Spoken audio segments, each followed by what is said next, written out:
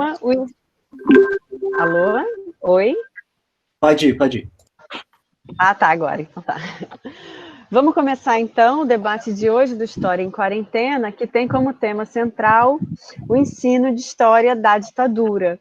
E as participantes são... Só um minutinho.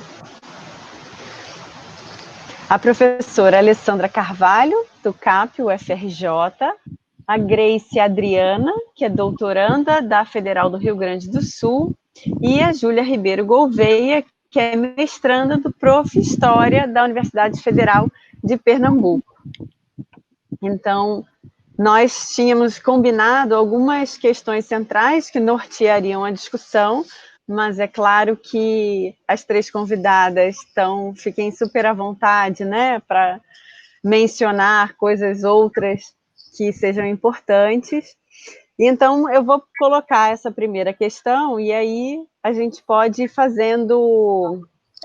Primeiro a gente vai da Júlia para a Alessandra e a Grace, depois a gente volta de lá para cá, ou como também, né, conforme as questões vierem mais espontaneamente. A primeira coisa que a gente tinha separado para discutir eram os desafios, né? Quais os desafios que vocês, experientes no tema e na prática, né, do ensino de história, vislumbram ao pensar os temas ligados à ditadura e, sobretudo, os chamados temas sensíveis, né, numa abordagem bastante específica, mais recente. Então, vai começar comigo mesmo? Pode ser? Pode ser, né? Vamos lá? Então, vamos lá. Quando a gente pensa em desafios, né, quando eu penso nos desafios, eu acredito que o ensinar por si só, o ensinar a história, já é um grande desafio, né, seja qual for o tema, principalmente no contexto atual que nós vivemos, né, que é um contexto que nós sabemos em que os professores, historiadores, o próprio conhecimento científico, de uma forma geral, ele vem sendo atacado, ele vem sendo minimizado, ele vem sendo criticado. Então, eu acredito que ensinar história nos dias de hoje é um grande desafio, por si só. E aí, quando nós entramos especificamente no tema da ditadura militar no Brasil, né, como Náshila bem citou, é um tema ainda muito sensível para a sociedade brasileira, até porque é um tema, né, presente, né, é a história do tempo presente.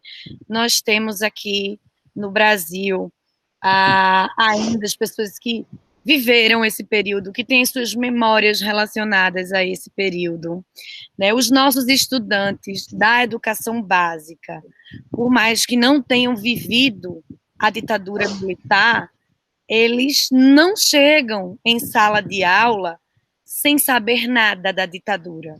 Eles já chegam com algum conhecimento prévio sobre o tema, e normalmente esse conhecimento prévio foi adquirido através das narrativas de memória, de familiares, de avós, de pais, de tios, que viveram aquele momento, né? E aí as memórias vão ser diversas, né? As pessoas vão passar por essa experiência da ditadura de forma diversas. Então, a gente tem um desafio muito grande ao ensinar a ditadura militar no Brasil, porque os nossos estudantes, eles muitas vezes eles vêm com alguns mitos sobre a ditadura pré-estabelecidos, né, mitos que foram construídos por narrativas de familiares ou por próprias narrativas, né, de imprensa ou de documentários que eles assistiram. Então, desconstruir esses mitos, eu acredito que é um dos grandes desafios que a gente enfrenta ao ensinar a história da ditadura nos dias de hoje, porque o nosso estudante ele chega com conhecimentos pré-estabelecidos e formados em relação à ditadura.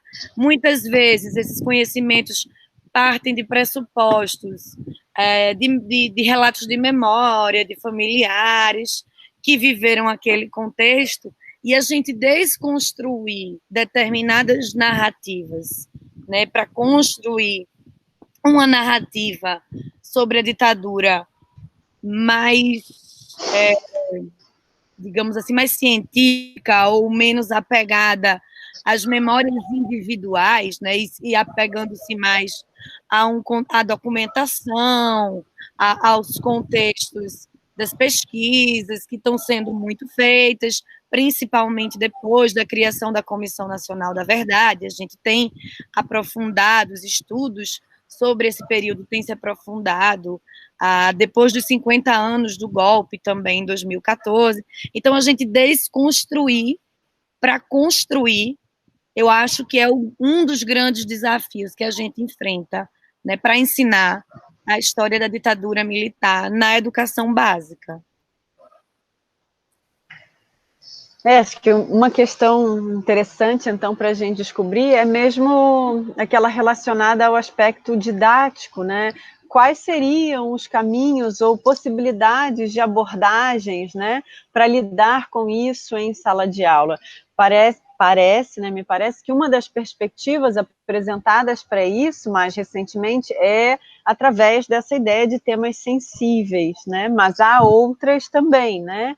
E se as professoras, então, quiserem falar, vão falar muito melhor do que eu. Então, bom, boa tarde para todo mundo. Quer dizer, boa tarde, boa noite, bom dia, né? Porque eu não sei a que horas as pessoas vão assistir a nossa conversa aqui. Então, eu acho que os aspectos que a Júlia trouxe para a gente pensar são muito importantes, né? Sobre esse contexto que os professores de História da Educação Básica enfrentam hoje. Agora, eu acho que dentro desse contexto, uma coisa fundamental para a gente é considerar as características das escolas onde a gente atua, né? Eu acho que isso é muito importante para a gente pensar que tipo de prática docente, que tipo de atividade didática a gente pode elaborar, a gente pode propor para os alunos, né? Então, eu acho que uma primeira questão é pensar que essas memórias da ditadura ou esses usos políticos que se faz do passado ditatorial, eles têm diferentes impactos, diferentes entradas, dependendo de onde a gente atua, de quem são nossos alunos, se a gente está trabalhando com a educação de jovens e adultos, se a gente está trabalhando com o ensino fundamental e médio regular, né? Eu, por exemplo, trabalho num colégio, que é o Colégio de Aplicação da UFRJ, onde a gente trabalha isso no 9º ano, no 3º ano do ensino médio, mas onde os alunos são inseridos numa cultura escolar que, tradicionalmente, é colocada como de incentivo à democracia, de discussão de direitos, de diversidade. Então, essa discussão, quando ela ocorre no meu colégio, quando ela ocorre entre mim e os alunos, ela ocorre já num contexto bastante específico, né? Então, eu acho que a gente tem que pensar na diversidade das escolas e na diversidade dos alunos, para considerar também que memórias da ditadura, que às vezes, né, que a gente chama de mitos, chegam até a gente. Agora, é claro que tem algumas memórias que chegam com muita força, porque eu acho que são um repertório social que está colocado. Elas são mais fortalecidas nos últimos 5 anos, ou desde que a Comissão Nacional da Verdade foi estabelecida, mas elas são repertoriadas desde a década de 80 e desde a década de 90 também, né? E aí eu identificaria 2 desses usos do passado que eu percebo que chegam com força nas aulas de história, né? Ou na minha experiência como professora. Um deles, de fato, é a ideia de que existem 2 lados da ditadura e que é preciso escutar os 2 lados, né? Isso dialoga um pouco com o que a gente chama de teoria dos 2 demônios, né? De que existiria a ditadura e uma oposição à ditadura que é vista como a oposição da luta armada, né? Mas essa ideia dos 2 lados, ela chega com muita força. E a outra ideia que chega com muita força é uma compreensão, uma memória da ditadura a partir do desenvolvimento econômico. E a sociedade brasileira é atravessada pelas questões econômicas, né? É atravessada pelas questões de sobrevivência econômica, é atravessada pelas questões de crescimento econômico, né? Pela sobrevivência das pessoas. Então, essa memória da ditadura como um período de crescimento econômico, ela é uma memória que chega muito forte também, né? Eu acho que, nesse momento, o nosso desafio como docente é tentar um pouco desarmar os espíritos, né? É pensar que a nossa prática em sala de aula tem que começar de um momento que estabelece o diálogo e que, por mais difícil que seja, a gente tem que estimular que os alunos falem e tem que acolher a participação desses alunos. Por mais que, nesse momento também, cheguem memórias positivas acerca da ditadura, cheguem conhecimentos que não respondem ao que a gente já tem como estabelecido na pesquisa, né? Mas, de alguma forma, a sala de aula é o espaço que, se a gente quiser construir um debate sobre a ditadura, isso vai ter que ter espaço. As memórias familiares, as memórias individuais, os mitos da ditadura, eles vão ter que primeiro formar um chão básico, um piso sobre o qual a gente pode construir alguma coisa, né? Agora, aí, o que eu acho é que para a gente dialogar e desconstruir a ideia de dois lados, desconstruir a ideia de um milagre econômico, de um período de prosperidade, de emprego, de bem-estar material para as pessoas, para os trabalhadores, a gente, de alguma forma, também tem que fazer um investimento grande, ou um investimento possível, também na historiografia, né? Eu acho que a maneira de trabalhar esses mitos ou de acolher essas memórias positivas da ditadura num primeiro momento, dialogando com elas, mas num segundo momento, trazendo, através de trabalhos com documentos históricos, através do uso de testemunhos, trazendo uma dúvida para os alunos sobre aquilo que eles recebem de pessoas que para eles são muito importantes, os pais, os avós, pessoas que eles confiam, né?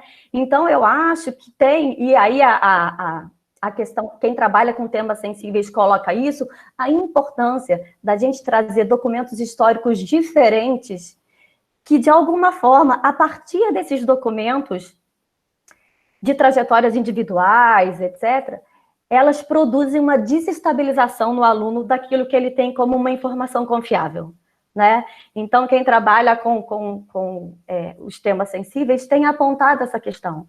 Que documentos históricos a gente tem à nossa disposição que provocam nos alunos algum tipo de desestabilização, que afetam esses alunos e que permitem que, a partir dessa reflexão com um documento, eles possam questionar aquilo que eles têm como informações prévias, né? Eu acho que a gente pode pensar por aí. É bastante interessante isso, né? Porque a gente parte do princípio de que existe uma disposição para o diálogo em sala de aula, e de maneira geral, mas nem sempre é assim, né? Nem sempre as pessoas estão dispostas a mudar de ideia, né? A pensar de maneira diferente, a acolher narrativas diferentes, e talvez esse caminho pela diversidade dos documentos históricos, de fato, ajude a ultrapassar essa barreira, né? Porque mesmo quando não se está disposto ao diálogo, as pessoas nós somos sensíveis, né? A gente pode ser levado, né, a esse tipo de mudança, a gente pode ser afetado, eu acho, né? Uma coisa de afecção mesmo pelo tema, e aí tudo muda, né? Muda o clima em sala de aula para conversa. Grace? Então, bom dia, boa tarde, boa noite também, que eu não sei que horas, né, vai ser, as pessoas vão ver, enfim, porque agradeço o convite para participar e concordo muito com o que já foi colocado pela Júlia e pela Alessandra, né, e fiquei pensando, enquanto elas falavam, sobre o meu lugar, né, de pesquisadora, enfim, e atuante, educadora de um coletivo em educação popular. E aí os coletivos de educação popular, eles têm essa especificidade, né, que é a gente dar conta de um conteúdo de história, de que os vestibulares e o Enem são extremamente conteudistas, né, o vestibular da URGS é um dos mais conteudistas do Brasil, assim, do ponto de vista da história. Então eu fiquei pensando nisso, assim, de olhar para esse meu lugar, esse meu local de atuação em sala de aula, que tem uma quantidade enorme de alunos e alunas e alunos de baixa renda, né, principalmente mulheres negras, alunos negros, enfim, pessoas trans, e alunos mais velhos, né, alunos que muitas vezes ou lembram disso, da adolescência, ou vivenciaram esse momento de ditadura, né. E aí, como a gente está falando de um tema que é sensível, e quando a gente tem uma turma majoritariamente negra, isso se torna duplamente sensível, porque quando a gente parte do ponto de vista da economia, né, e do racismo atuando, nós temos narrativas diversas, né, desses alunos, do ponto de vista da memória, da construção dessa memória, né, que algumas vezes o aluno, ele estava numa situação tão pauperizada, ou a família estava numa situação tão pauperizada, que a ditadura, ela passou batida da vivência, né, e como a Júlia já colocou sobre como isso é construído pela mídia, enfim, pelo que a gente consome, né, os discursos, as narrativas que são construídas sobre a ditadura, principalmente pela mídia, né, ou pelo acesso ao YouTube, elas não vão dar essa dimensão científica e historiográfica, né. Então, como que o grande desafio para mim sempre foi como a gente acolhe essas memórias, essas construções, e como a gente sai desse lugar do senso comum, daquele senso comum, para criar outro senso comum, mas valorizando essas narrativas, né? Entendendo que ali é um espaço de diálogo, é um espaço de construção, né, de um tema que é extremamente sensível para nós, que temos o conhecimento do que foi a ditadura, mas que muitas vezes, para aqueles alunos, mesmo estando num lugar já passaram por toda a escolarização, né, porque popular para pleitear uma vaga, né, pleiteando uma vaga na universidade, mesmo assim, não se tem a dimensão historiográfica do que foi a ditadura. Então, eu acho que isso tem muito a ver, reflete bastante nos últimos estudos sobre ditadura e como eles modificaram e como essas pessoas que estão hoje no cursinho, como elas não tiveram a oportunidade, não foi oportunizado para elas esse conhecimento, né, esse avanço que a gente teve nos estudos sobre ditadura dos últimos anos. Então, olhar para o lugar, nosso lugar de atuação e as narrativas que virão deles, faz parte, eu acho, dessa construção do que é ensinar a ditadura e temas sensíveis em sala de aula, né? Muitas vezes vem uma pergunta que a gente que está ali, né, ministrando aula, enfim, está nesse papel de professora, aquela pergunta, ela é tão simples que ela te pega tão de surpresa que tu tem tantas outras coisas para falar, mas é uma pergunta tão básica, tão simples, que a gente meio que não sabe por onde começar, né, e como que ele faz esse tipo de pergunta, ele ou ela, como que isso vem, como a gente lida com isso, né, e eu acho que é isso, quando a gente pensa em ensino de ditadura, é importante que pensemos, né, todas essas variantes que vão ter numa sala de aula, enfim. E aí, quando a gente está falando de adolescentes, tem toda essa banalização das torturas, né, esse endeusamento, o que foram as torturas, e aí a gente vê que é por um desconhecimento mesmo, né, essa falta de uma política de memória coletiva, política de memória, que no Brasil não, infelizmente, ela não existe, assim, por parte do Estado.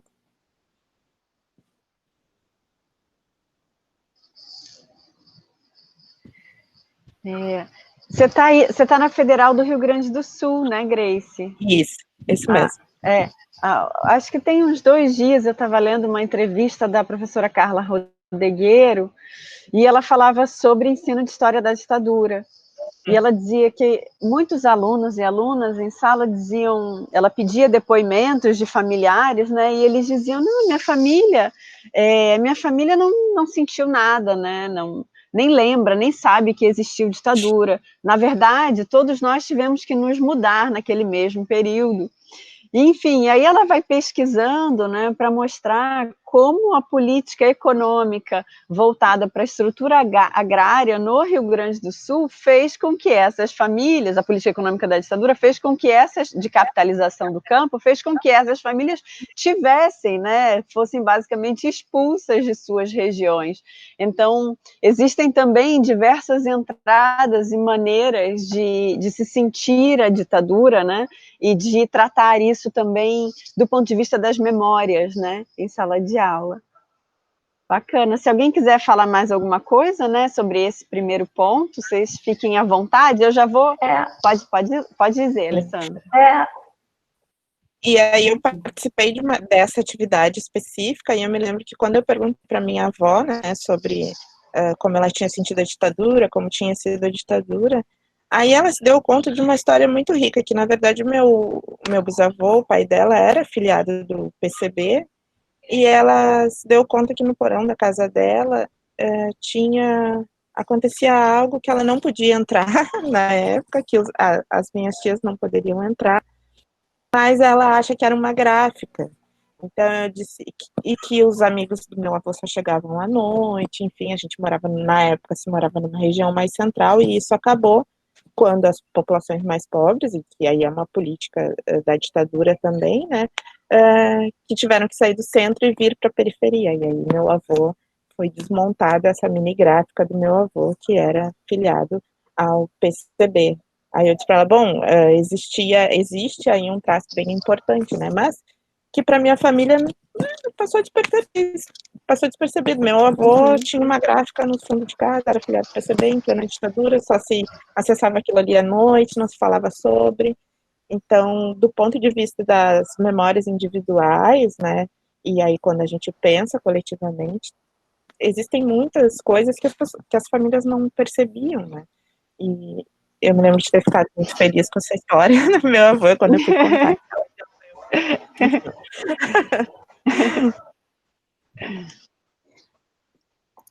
Então, gente... A Alessandra ia falar alguma coisa? Não, o que eu acho é que essa ideia de que não passou nada, né, com a minha família não aconteceu nada, não, a minha família não viu a ditadura, eu acho que tem a ver com a maneira como foi construída essa ideia do que foi a ditadura militar e a repressão da ditadura militar, porque tem um processo histórico de ênfase justificada, mas às vezes exclusiva, em determinadas violações dos direitos humanos, né? Então é muito comum a gente receber dos alunos, eu já fiz trabalho em que eu pedia para que eles entrevistassem alguém mais velho, e vinha essa ideia. Não, e teve uma vez que foi interessante que a avó de uma aluna falou, não aconteceu nada, você só tinha que andar na linha. E aí, a partir dessa afirmação da avó dela, a gente foi discutindo em sala de aula o que significa andar na linha, o que significava andar na linha. E aí é, de fato, um trabalho de você ampliar as ideias, a ideia do que são direitos humanos, do que pode ser considerado repressão, né? Porque se a gente for caminhar pelos livros didáticos e também muitas vezes na grande imprensa, a gente tem alguns sujeitos que são constantemente lembrados como vítimas, de fato foram vítimas e atingidos pela violência. Mas essa vivência cotidiana foi normalizada como andar na linha, né? Então, eu acho que às vezes a própria sala de aula oferece para a gente, através de afirmações, às vezes, muito simples ou fugidias, a possibilidade de a gente ampliar com os alunos essa vivência cotidiana da ditadura, né? Que depende muito de quem você é, de qual experiência que você teve, de classe, de racial, etc. Exato. Era esse ponto que eu queria tocar, porque as professoras levantaram a questão do seu lugar de atuação, né? Da importância do lugar de atuação. E a gente tem a professora Alessandra, do Colégio de Aplicação do Rio de Janeiro, a gente já tem Grace, que trabalha em projetos de populares, né? Acredito que estilos pré-vestibulares, para pessoas que pleiteiam uma vaga na universidade. E a minha realidade, as escolas que eu trabalho, são as escolas da elite pernambucana, né? E aqui em Pernambuco, a gente tem muito claro ainda, às vezes, uma coisa até meio capitania hereditária, sabe? De determinadas famílias que se perpetuam no poder e que mantêm-se, né, controlando os meios econômicos e os meios de comunicação. Isso é muito... Acredito que não é uma coisa de Pernambuco, isso é uma coisa que acontece no Brasil, de uma forma geral, mas eu percebo isso forte no estado de Pernambuco, e como os meus estudantes, eles pertencem a esse grupo privilegiado, em grande parte, as memórias que se tem da ditadura, para eles são muito sensíveis e atingem, né, assim, de forma mais, como eu posso dizer, fere mais, no sentido de quando você fala, porque houve tortura, os militares torturavam, aí o menino levanta a mão e fala, mas meu avô era militar, então meu avô era torturador, né? Então, assim, você não pode dizer seu avô era torturador, não sei especificamente se o seu avô era torturador, mas eles ficam, muitas vezes, numa defesa de não querer se identificar ou de identificar a sua história e a história de sua família com aqueles relatos ligados à tortura, com aqueles relatos ligados à violência, com aqueles relatos ligados à opressão e à falta de liberdade. E é aí que eu sinto que muitas vezes eles têm uma tendência a tentar encontrar algo de positivo no contexto ditatorial do Brasil para se apegar a isso, né, no sentido de dizer, tá vendo, não foi todo ruim, teve coisas boas, porque eles sabem que mesmo que não diretamente, mas que seus familiares, ou avós, tios, enfim, ou mais próximos ou mais distantes, tinham alguma ligação com as pessoas que estavam no poder aqui em Pernambuco, e as pessoas que estavam no poder aqui em Pernambuco estavam porque eram, no mínimo, podemos dizer assim, coniventes, né, com a existência de um sistema ditatorial. Então, acho que é muito importante, quando a professora Alessandra colocou, da gente olhar para a nossa realidade, de que escola nós estamos, para a gente refletir como se dá o ensino da ditadura nessas escolas, né? Eu sinto que, nesses casos, quando você ensina para os prováveis filhos, netos ou bisnetos das pessoas que tiveram envolvidas, direto ou indiretamente, no governo, de fato, militar, você precisa ter um jogo de cintura muito grande para trabalhar esses temas, sem minimizá-los, sem minimizar a tortura, sem minimizar a falta de liberdade, sem minimizar as arbitrariedades que foram cometidas, mas, ao mesmo tempo, se você entrar com um discurso muito veemente, né, da ditadura como a grande vilã da história, porque o adolescente tem isso, né, ele tem essa necessidade do maniqueísmo, do vilão e do bonzinho, né, eles vão criar uma autodefesa. Então, a estratégia didática, por exemplo, que a professora Alessandra levantou, do uso cada vez mais recorrente de documentos em sala de aula, eu acho que é um caminho muito legal e muito eficiente, porque não é a professora que está dizendo que a ditadura foi ruim e torturou, mas eu estou tendo acesso a um documento X, depois a um documento Y, a vários documentos que relatam isso. Então, por mais que seja difícil para mim reconhecer que isso aconteceu e que isso existiu, porque meus familiares, de certa forma, tinham alguma participação direta ou indireta no processo, eu não tenho mais como negá-los, uma vez que não é a fala da professora apenas, não é o discurso da professora, não é o achismo, nem é aquela professora esquerdista, engajada, como eles gostam, né, de rotular, né, que está dizendo algo, são os documentos. Então, eu acho que é uma estratégia didática muito interessante para trabalhar o tema da ditadura, principalmente quando você sabe que o público com que você vai trabalhar é um público que vai, né, ouvir a esse tema, que vai entrar nesse tema com muitos pés atrás, né, e tentando encontrar algo ali para justificar, de certa forma, coisas que foram cometidas ou encontrar pontos positivos, né, na ditadura.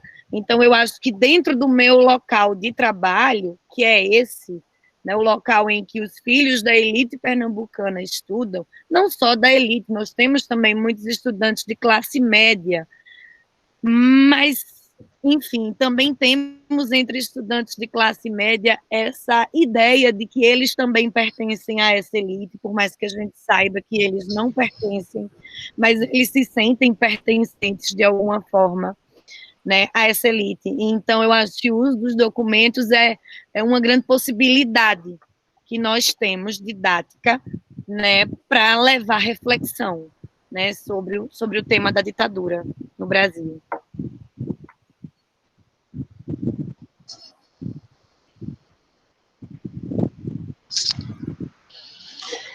Eu vou colocar, então, a nossa segunda questão e a gente vai entrelaçando as coisas, né, para ir discutindo, porque, na verdade, elas estão todas ligadas. Bom, a nossa segunda proposta de discussão é a seguinte: em um momento em que vivemos um processo de distorções, falseamentos, negacionismos históricos e até apologias a violações de direitos humanos, neste contexto, como vocês avaliam o papel de professores e professoras na construção de uma memória crítica à ditadura, né? A gente pode retomar, né, o nosso ponto, porque está tudo muito interligado.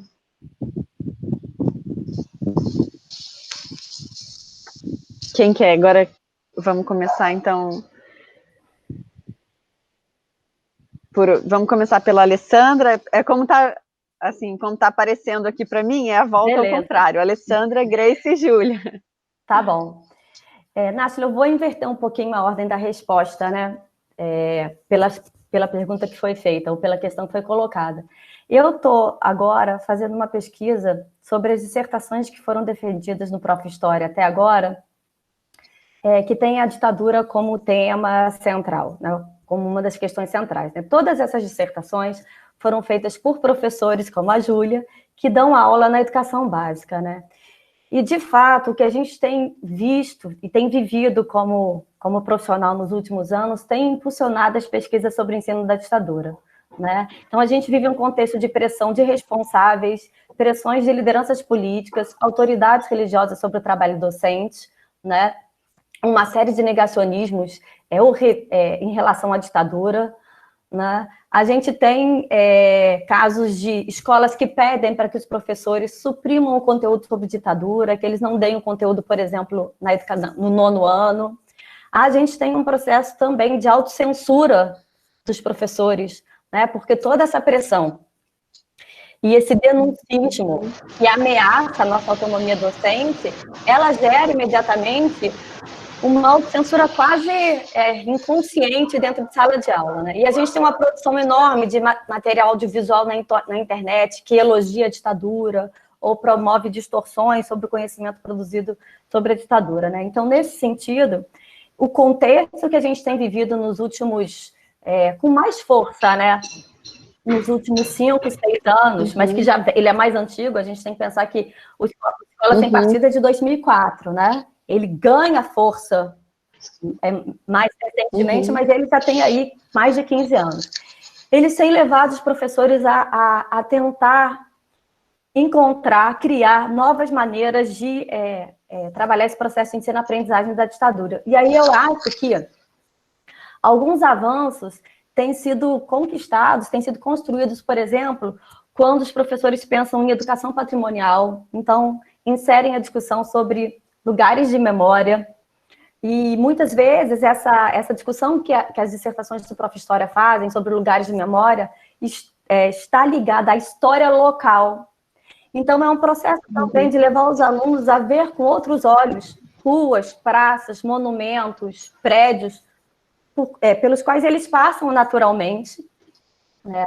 A gente também tem, nessas dissertações, atividades sugeridas no trabalho com biografias. Então, uma das coisas que a gente sabe hoje é que os alunos são muito afetados por trajetórias biográficas. Né? Isso é uma discussão que se faz sobre o ensino da ditadura, mas também uma discussão que se faz, por exemplo, sobre o ensino da escravidão. Em que você fala de números enormes, mas a efetividade que tem você trazer a história de uma pessoa escravizada, das suas encruzilhadas, das suas escolhas, das violências que a pessoa sofreu, mas também da capacidade que ela teve de pensar sobre aquilo, de elaborar sobre aquilo, de sobreviver. Então, esses trabalhos com biografias também, e às vezes são biografias de pessoas que foram perseguidas pela ditadura, às vezes são biografias de crianças, de pessoas que eram crianças durante a ditadura, né? Às vezes trabalhando com biografias também de pessoas que são conhecidas pelos alunos, né? Então, essas dissertações, elas têm, de fato, buscado metodologias diferentes que também trazem para a gente a questão de relatos mais próximos dos alunos, de lugares mais próximos dos alunos, de vivências mais próximas dos alunos. Nesse sentido, em várias das dissertações do Prof. História, a gente encontra os relatórios das comissões da verdade, ou da Comissão Nacional da Verdade, ou das comissões estaduais da verdade, das comissões municipais, porque essas comissões permitem que você tenha acesso a informações sobre um local de uma cidade dentro do estado do Rio Grande do Sul, de uma cidade do Rio de Janeiro, né? Tem uma dimensão local importante. Então, alguns relatórios das comissões da verdade vão se debruçar sobre a investigação da repressão ao movimento negro, vão se debruçar sobre a repressão a movimentos de bairro, ou movimentos de favelas, como é o caso do Rio de Janeiro. Então, essas dissertações de Prof. História têm mostrado uma busca dos professores da educação básica na elaboração dessas metodologias de ensino que dialogam com as políticas de memória, como as comissões de verdade, dialogam com a historiografia e dialogam com uma busca muito grande que o aluno se engaje nesse processo de aprendizagem e que ele também tenha um espaço para se colocar nesse processo de aprendizagem.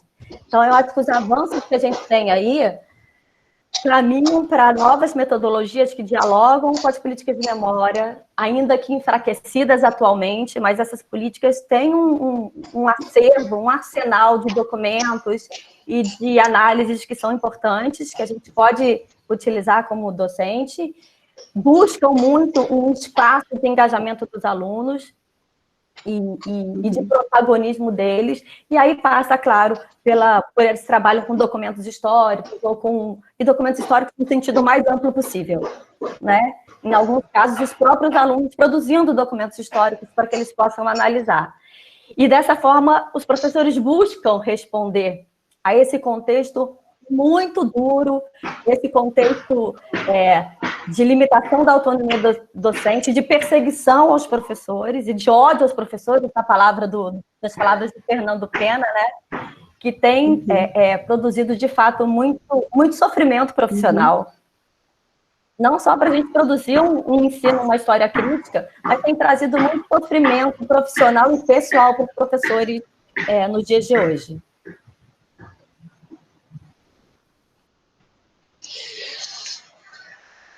São tantas coisas, né? Vocês estão...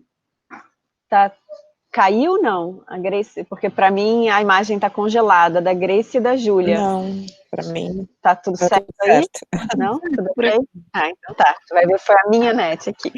São tantas coisas, né? Porque agora você falou, a Alessandra falou uma coisa agora que faz muito sentido para mim, né? Porque às vezes, quando a gente estuda os projetos, ou fala, né, sobre os projetos socialistas das organizações armadas durante a ditadura, aquilo parece um contexto muito distante das classes, né, das turmas, dos alunos e alunas, e é difícil, né, que eles entendam ou que eles compreendam, né, aquele mergulho histórico que a gente faz, né? Agora, quando o corte é interseccional, né, quando, por exemplo, a gente mostra o racismo como base ideológica da ditadura, né, e toda a perseguição ao movimento negro, ou toda a censura moral, a censura às artes, talvez talvez a gente torne a história mais próxima, ou mais viva, ou de alguma maneira mais presente, né? Exatamente. Mas, seguindo aqui, a Grace... Não, eu concordo muito, assim, com essa... Eu gosto de usar o termo palpável, né, palatável, assim, é o que está ao alcance dos olhos, né. Eu acho que essa é uma estratégia extremamente importante e que faz parte da construção dessa memória da ditadura, né.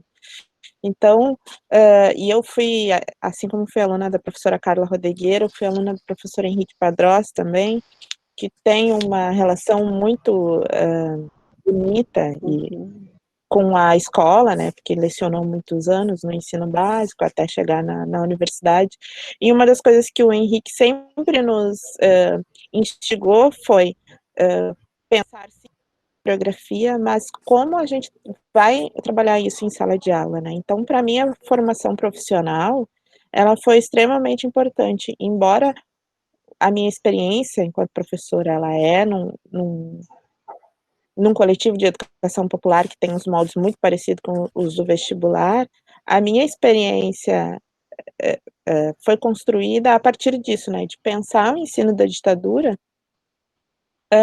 a partir do que é palpável, do que é palatável para esses alunos, né.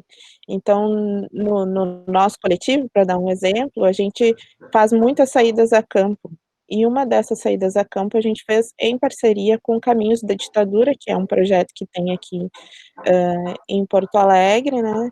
A gente só não fez pedaladas da ditadura, porque eu não sei andar de bicicleta, então para mim não ia acontecer. Mas também tem pedaladas da ditadura, né. E é um projeto extremamente importante, porque é isso, aquele lugar que faz parte do teu cotidiano, aquele lugar de passagem que muitas vezes enfim, tu não para pensar na história daquele lugar, quando ele ganha outro significado, quando a gente pensa na memória daquele lugar, a aprendizagem, o ensino, ele se torna algo muito mais prazeroso para esses alunos. Nós conseguimos atingir a sensibilidade, né, desses alunos, porque é isso. Tive um aluno que foi militar durante a ditadura civil-militar, e para ele, era um soldado de baixa patente, para ele, toda essa tortura, tudo que nós produzimos enquanto estudantes do tema, era muito irrelevante, assim, ele não consegue, para ele não conseguia acreditar, porque ele vivenciou aquilo, né, então, foi de extrema importância para o aluno passar por esses locais de memória, então, uma narrativa dele, que no início era muito dura, inclusive de combate a mim, aos outros professores, né, com o tempo a gente conseguiu ir mudando, por isso, por todos os recursos didáticos que a gente começou a usar em sala de aula, né, e mesmo sendo um cursinho popular, com jovens e adultos, todo mundo gosta de jogar, né? Então, um jogo de tabuleiro que foi desenvolvido durante a minha graduação, eu resolvi aplicar para esses alunos no cursinho popular e deu super certo, foi ótimo. Então, eu acho que essas estratégias para que a gente pense o ensino da ditadura brasileira, né? E para que que a gente possa construir outras narrativas, ela é de extrema importância, né? E aí entender que o espaço de sala de aula, o espaço de aula, ele não pode se resumir à sala de aula, né? Então as saídas a campo, elas são de extrema importância, assim, tá? Inclusive, pensando as outras historiografias, né? Eu penso sempre que a sala de aula, ela é o lugar onde a gente vivencia tudo e depois a gente vai lá e teoriza, né? Não é o caminho inverso. Não é nós teorizamos e a escola de aula, e a sala e a escola reproduz isso, é o contrário. Nós temos que vivenciar, teorizar a partir disso, é dialético, né? Precisa ser dialético. E essas vivências de sala de aula é o que vão nos proporcionar esses debates e a construção disso. Queria fazer só um comentário, porque a Grace falou do Henrique Padrós e a Alessandra, de alguma maneira, mencionou uma coisa que ele trabalha no tempo da ditadura, mas que se tornou parte do nosso presente, que é a chamada cultura do medo, né? Porque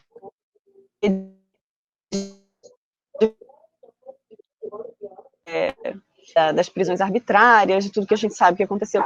Mas essa política de suspeição, de maneira geral, né, de fazer com que as pessoas se sintam suspeitas de alguma coisa, a coisa do andar na linha, né, que as memórias de família reiteram, e que, me parece, tem sido uma estratégia política contemporânea, né? Então, a gente começa a tomar cuidado com o que fala, a gente pensa duas vezes antes de usar certos termos quando trata do assunto da ditadura.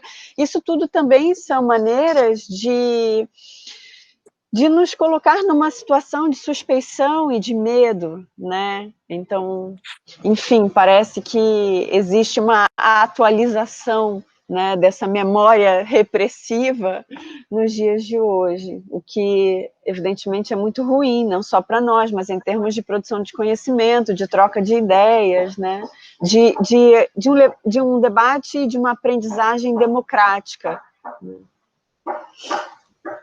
Júlia? Então, gente, ouvindo aqui as duas professoras e Náshila também, eu fiquei pensando muito sobre como a minha aula em relação à ditadura, ela mudou do início, de quando eu comecei a lecionar, para hoje. Ou seja, e nem faz tanto tempo assim, mas eu entrei em sala de aula faz 10 anos, ou seja, minha primeira aula na educação básica sobre ditadura aconteceu há 10 anos.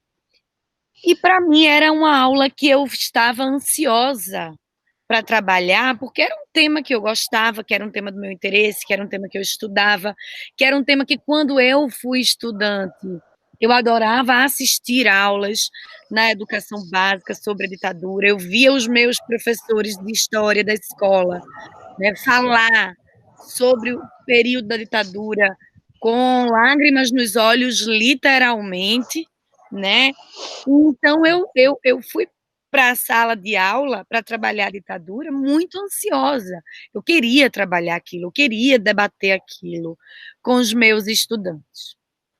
E eu fui percebendo que, como a professora Alessandra falou, meio que involuntariamente, né, pelas mudanças de contexto, pela forma com que nós, professores, passamos a sofrer agressões, passamos a ser vistos, os rótulos que foram, né, jogados sobre a gente, eu comecei a perceber que aquela minha felicidade prévia em trabalhar a ditadura, ela foi mudando e foi passando a ser um certo nervosismo, uma certa ansiedade, porque eu não sabia como o tema ia ser recebido pelos estudantes, porque eu não sabia, né, as características daqueles estudantes daquele novo ano, né, porque, enfim, a gente trabalha a ditadura militar normalmente no 9º ano e no 3º ano do ensino médio. Pelo menos aqui a gente faz assim, acredito que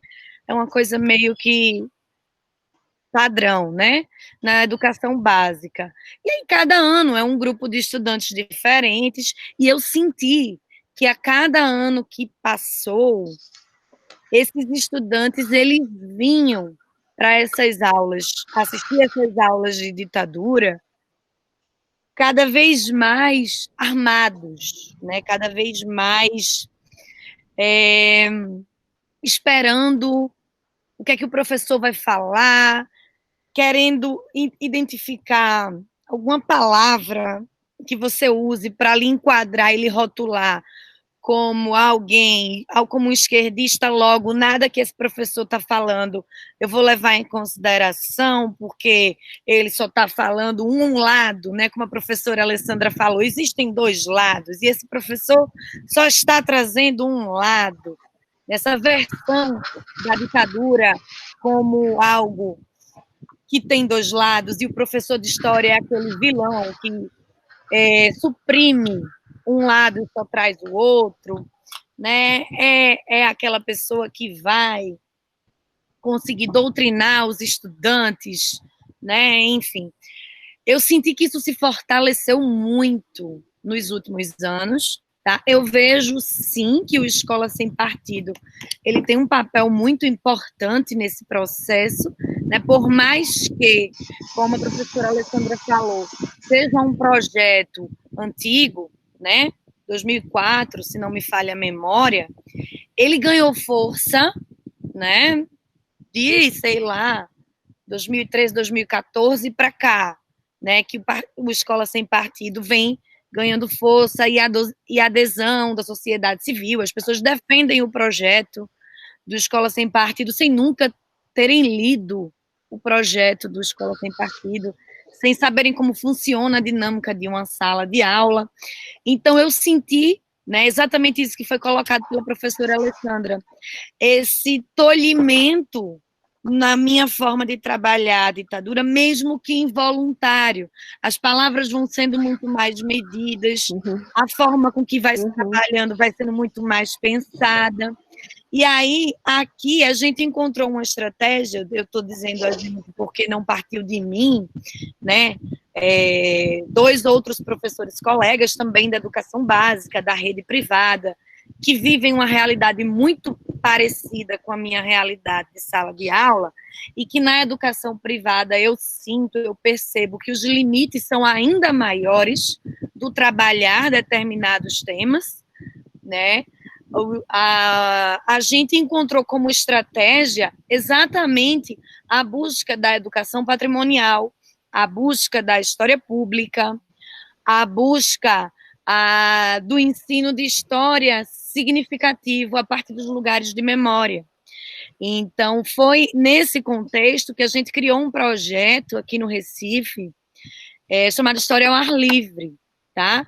Em que a gente não está atrelado a nenhuma escola, porque nós trabalhamos, inclusive, em escolas diferentes, escolas privadas diferentes, então a gente não quis atrelar o projeto a nenhuma escola específica, então ele não é voltado para os estudantes da escola X ou da escola Y, mas a gente pensou o projeto exatamente nesse sentido, porque a gente vai dar aulas de história nos espaços públicos, nos lugares de memória da cidade, para que o estudante consiga perceber, né, para que haja um maior sentido para ele daquilo que ele está estudando, para que ele consiga perceber que aquele tema não está tão distante dele quanto ele imaginava que estivesse, que aquela praça que ele passa diariamente para pegar o ônibus e ir para a escola ou ir para casa, foi uma praça onde eventos, né, ligados à ditadura militar ou a outras questões, outros temas históricos, porque a gente não aborda apenas o tema da ditadura. Então, a gente sentiu que é a grande saída para a gente conseguir fugir dessa rotulação de professores, doutrinadores, né, que o Escola Sem Partido fortaleceu muito, foi dar aulas públicas. Ninguém pode mais dizer que a gente está dando uma aula escondido e está ali manipulando o filho, né, o estudante, né, filho de fulano ou de Beltrano, que não tem capacidade de discernimento e que foi seduzido pelo discurso do professor. Não, a aula é aberta, o menino ele vai com o pai dele, com a mãe, com o tio, com os colegas, com quem ele quiser, porque a aula está acontecendo na praça e está acontecendo para todo mundo. Então, eu sinto que o História ao Ar Livre, ele meio que nos ajudou muito a desconstruir essa imagem, né, de que nós estamos doutrinando os estudantes, porque as nossas aulas, em alguns momentos, passaram a ser públicas. E esses pais e familiares passaram a ter acesso a elas também, caso seja do interesse deles, claro. Porque um pressuposto legal do projeto é que, como a gente não atrelou a nenhuma escola, vai quem quer. A gente só divulga. Ó, gente, a gente no dia tal, horário tal, vamos estar na Praça X falando sobre esse tema. Quem quiser aparecer, aparece. Né? Quem estiver andando na praça e nem conhece o projeto, quiser parar, sentar e ouvir, para, senta e ouve. Então, eu acho que foi uma das estratégias que a gente conseguiu, de certa forma, não resolver o problema, né? Mas minimizar essa questão desses ataques que nós, professores, estamos sofrendo, principalmente professores de história. E nesse contexto atual, especificamente, que estamos vivendo de pandemia, né? Eu não sei se as professoras Alessandra e Grace também estão trabalhando no modelo de ensino remoto, mas aqui as escolas adotaram, né, esse modelo de ensino remoto, então a gente está dando aula das nossas casas, os estudantes estão assistindo aulas das suas casas. Então, as nossas salas de aula foram totalmente invadidas, aliás, nossas casas foram invadidas, nossas salas de aula foram invadidas, né, e estão totalmente abertas, porque o estudante ele está assistindo a aula em casa, a câmera dele está fechada, pode estar assistindo, ele pode estar dormindo, mas, ao mesmo tempo, pode estar assistindo ao lado dele os pais, os avós e quem mais que conviva naquele ambiente doméstico. E eu sei que tudo isso que nós estamos vivendo é um momento muito difícil, desafiador para nós, educadores, mas, ao mesmo tempo, eu vejo como uma possibilidade também de desconstruirmos essa imagem que foi criada de nós, professores, né? Os pais, eles faziam de tudo para entrar nas nossas salas de aula, pelo menos aqui em Pernambuco, né? Já teve briga para se colocar câmera nas salas, para que os pais pudessem assistir às aulas que os filhos estavam assistindo em sala, e meio que essa discussão toda, pelo menos momentaneamente, perdeu o sentido, porque as nossas salas foram escancaradas para todos, né? Então, a gente está na casa dos estudantes, a gente está dando aula para os estudantes, para as famílias dos estudantes e para quem mais tiver interesse em assistir. Então, eu sei que isso é muito difícil para a gente, mas eu acho que a gente também pode identificar nisso, nesse momento, nesse contexto, uma oportunidade de desconstrução, né, dessa imagem negativa, vilanizada, que foi criada em relação a nós, professores, né, que está sendo muito difícil de conviver com essa imagem.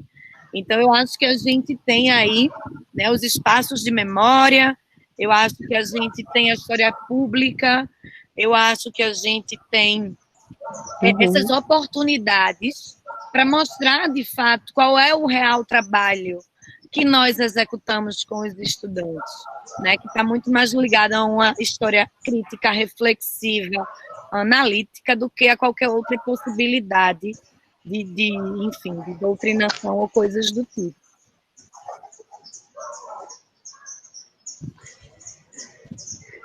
A gente já está se encaminhando para 1 hora do nosso debate, então eu vou colocar a última questão e vou pedir que vocês façam uma amarração entre a questão e as considerações finais que cada uma possa ter sobre o assunto, tá? E então já vou agradecer a presença, a Júlia, Grace e a Alessandra, muitíssimo obrigada.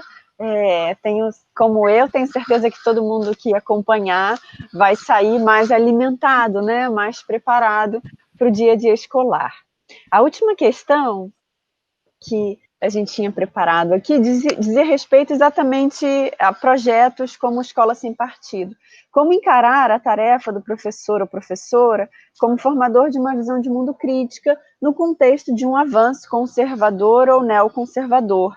Vocês, de alguma maneira, já responderam, mas fica aí também como uma questão para a gente fazer a amarração do nosso debate. Bom, Quem começa agora cada uma fala espontaneamente, porque a gente já foi de um lado para o outro e do outro para o lado, então... Gurias, antes da gente começar, eu vou aproveitar que estamos gravando, eu preciso muito ir ao banheiro, senão eu não consigo responder. Vou pedir uma pausinha pro xixi, Tá bom. Eu já volto. Tá certo, a gente aguarda. Júlia, você já defendeu sua dissertação?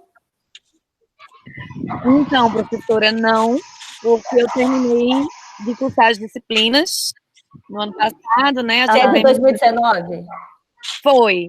No final, em dezembro de 2019, terminei as disciplinas. E aí, agora, 2020, seria qualificação e defesa. Mas aí veio a pandemia. Claro, claro. Aí tudo foi mexido. Provavelmente, a qualificação deve ficar para novembro e a defesa para o meio do ano que vem. Sim. Né? Aí deu essa atrasadinha. Porque eu sou professora do Prof. História do Rio, né? Ah, é? Eu sou da Comissão Nacional, da Comissão Acadêmica Nacional também. Legal, legal. Aí tô trabalhando em cima das dissertações que já foram defendidas. Estou vendo se eu consigo acabar um texto nesse final de semana. Mas as dissertações são um acervo bastante interessante para pensar como que os professores estão lidando com esse contexto, mas também com o ensino da ditadura, né? Com a historiografia sobre a ditadura também. Seria um pós-doc que eu estaria lá em Portugal fazendo, mas a pandemia chegou antes de eu embarcar. Aí eu estou aqui na Glória, no Rio de Janeiro mesmo. Essa pandemia, ela mudou os planos de um monte de gente, mas foi por aí também. Era para eu ter qualificado, mas a pandemia... Mas o importante é sairmos vivos e bem. Exato. Exato. Voltei. Então, Grace começa dessa vez? Pode ser? Pode. Vamos lá. Acho que a Grace ainda não entrou, né? Pode. Vamos. Eu acho que essa questão, assim, ela foi... a Júlia falou bastante sobre nós hoje estarmos nas casas, né? E aí não só através das aulas, a gente está um pouco que sendo obrigados a nos adaptar com essa forma online, né? De ter aula, de nos comunicarmos, porque algo que acontecia muito era os contatos via WhatsApp, a gente conversando, mas muito informal, né? E a pandemia, ela está nos proporcionando, ela está nos trazendo a possibilidade de aprender na marra, de usar na marra os meios digitais como para trabalhar, enfim, para nos comunicar, né? Para estar nesses espaços como este, assim, né? Não é necessariamente uma aula, mas que é um espaço formal onde a gente pode estar pensando, debatendo, criando. Então, eu acho que isso pode ser muito rico, né, para que a gente possa desmistificar um pouco essa figura do professor de história e da professora de história vilã, né, o maluco que tem uma visão, olha um lado da história e conta apenas esse lado, que nós sabemos que não é uma verdade, né. não, nós, historiadoras e pesquisadoras do tema, sabemos que não é uma verdade que nem todo professor de história é alguém de esquerda, enfim. Então, eu vejo isso como uma possibilidade, a pandemia aí, e aí trazendo bem para esse momento atual, esse ano caótico que a gente está vivendo, eu vejo isso como uma possibilidade da gente estar debatendo de uma outra forma o que é o negacionismo, né, o que é essa negação da história, porque a partir do momento em que pais, alunos, enfim, a família toda que está convivendo com aquele aluno e tem acesso ao nosso conteúdo, à nossa forma de ensinar, né, que vai desmistificar muito o que se pensa sobre nós em sala de aula. Porque se nós pudéssemos fazer a metade do que dizem que a gente faz em sala de aula, nós já tínhamos transformado esse mundo, né? Então, eu acho que isso pode ser transformador, né? E super importante. O saldo que vamos tirar disso, eu acho que é a partir que temos que começar a pensar, né? O que é esse negacionismo. Enfim, eu passei por experiências, e aí, enquanto aluna, dentro de sala de aula, enfim, 2016 foi um ano caótico, o ano do golpe, da Dilma, enfim. Em sala de aula, nós tínhamos pessoas que invadiam as aulas, porque entendiam que a universidade é um espaço público e, por isso, ela é aberta para qualquer um, entravam em sala de aula, filmavam professoras, ameaçavam professoras, e não à toa só nas salas de aulas das professoras, né? Isso em salas de aula numa universidade. Fora todos os outros problemas que foram colocados pela Júlia, que tem essa especificidade de um ensino privado, né, dos pais querendo acessar essas salas de aula. Então, a gente fazer essas live aulas ou nos formatos digitais que as escolas disponibilizam, possibilita que qualquer um tenha acesso a esse conteúdo, né, vai publicizar esse conteúdo. E fora isso, todos os outros canais de YouTube, blogs, Twitter, eu acho que essa democratização da ciência, e não apenas a democratização do ensino, né, que a gente sabe que é acessar a escola de aula, estar em espaços de patrimônio, mas essa publicização mesmo da ciência através desses meios de comunicação, onde todas as pessoas estão, aí do mais novo ao mais velho, ela nos possibilita um campo não apenas de disputa, né? A gente não está só disputando com aqueles canais de direita que tem aqueles conteúdos que negam o conteúdo historiográfico, o conteúdo de história. Né? A gente está ali disputando também o espaço, a gente está nesse lugar disputando o nosso espaço de divulgadoras da ciência mesmo, de estar ali construindo através de fontes.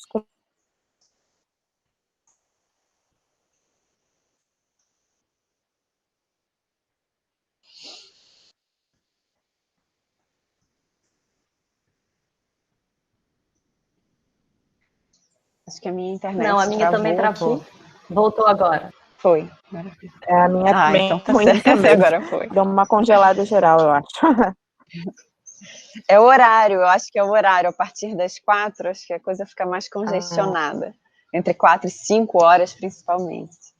Mas seguindo, é importante, né? O tema da ditadura, eu acho, nos permite também tratar da valorização de coisas como liberdade, como democracia, como igualdade, para que as pessoas não tenham vergonha de também se colocar como uma pessoa de esquerda, né? Agora a gente estava falando, você estava falando, professores doutrinadores, esquerdistas. Bom, não há problema em ser de esquerda, né? Então, isso também faz parte, né, dessa ilusão de ótica feita entre a ditadura e o presente, né? Mas, enfim, vamos continuando.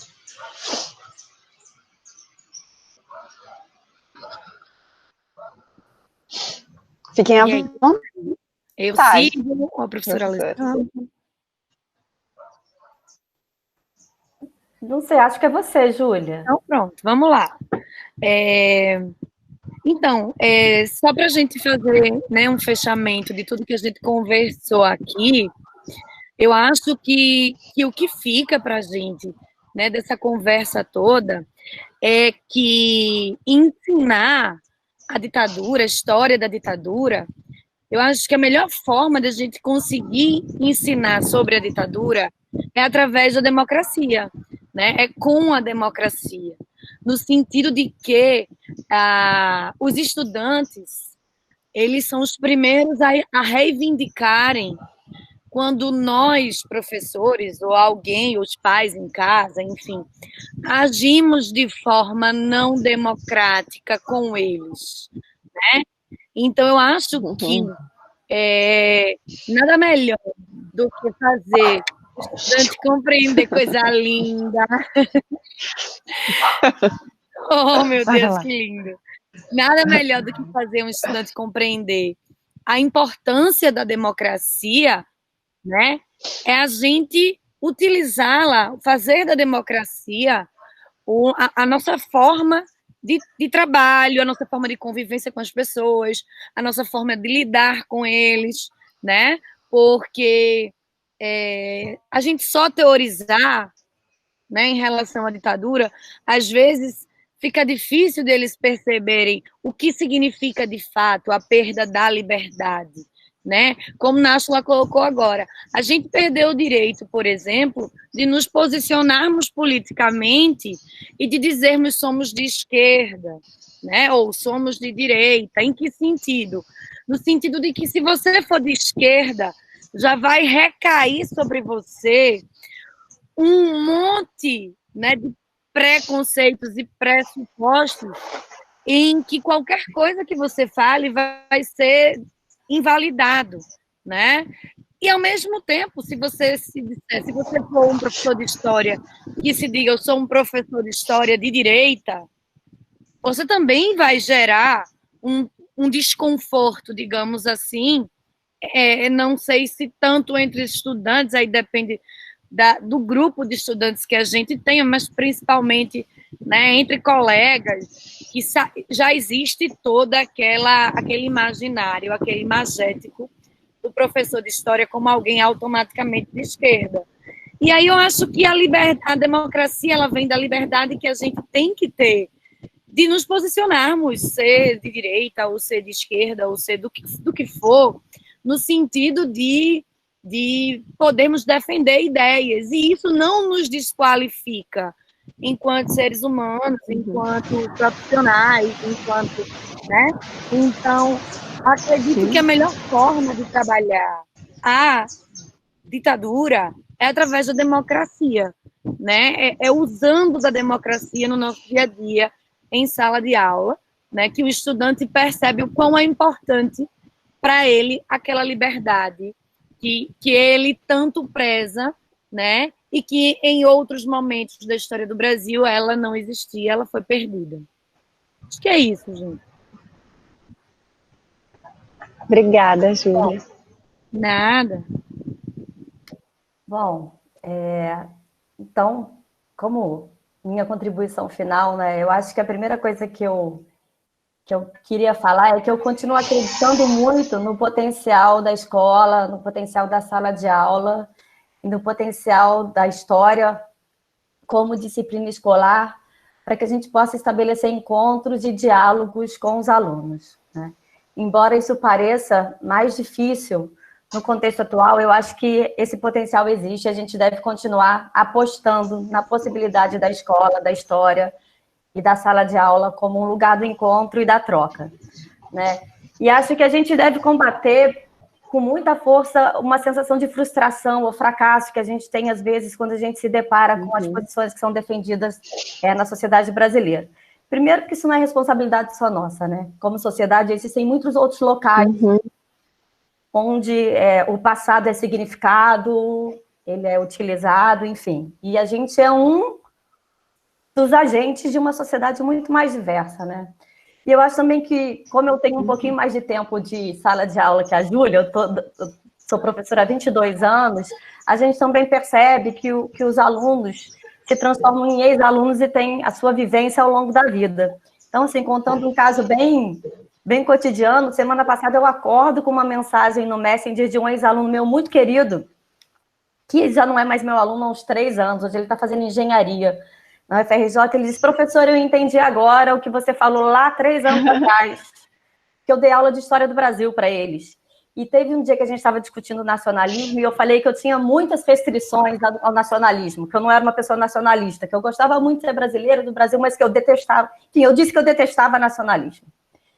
E ele achou que era um absurdo o que eu falei lá atrás. E ele disse agora que ele entendeu agora o que eu disse e que ele me dava razão, que realmente, muitas vezes, o nacionalismo é utilizado de uma forma autoritária, de uma forma excludente, de uma forma violenta. Então, isso me dá um alento de que as nossas palavras, elas ecoam, mas vão ecoar num tempo de maturidade, num tempo de experiência, num tempo de trajetória de vida. Né? Mas você vê, 3 anos depois, eu recebi esse Messenger de manhã, assim, essa mensagem.